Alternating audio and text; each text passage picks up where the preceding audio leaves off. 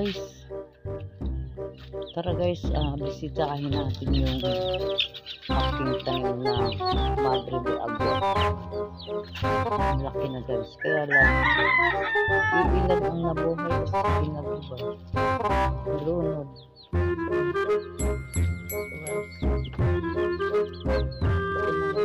Ito mas malaki.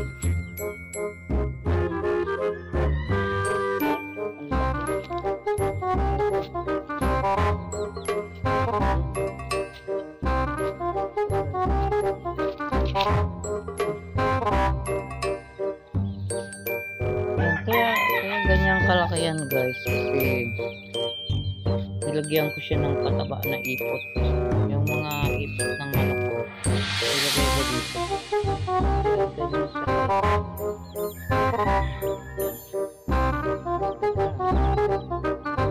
So hindi ko pa yan try ipapasal ng manok ko, tsaka ko na pakakainin niya. Madre de Agua.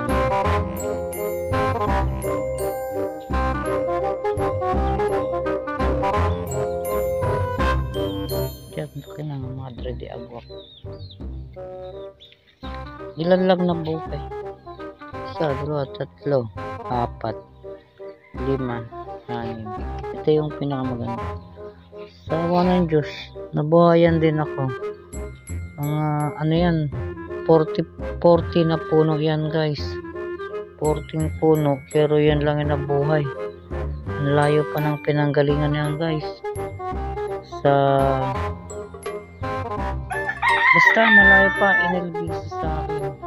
Siguro sa ano yan, sa Bisaya pa yata guys. Sa Bisaya pa yan. Bisaya ko pa in-order yan. So mga ilang buwan na rin. Parang mga August, September, October, 4 months na ganun na kalaki siya. Okay, tinatingnan dito is ganyan pa lang siya. May tubo konting dahon. Yun guys.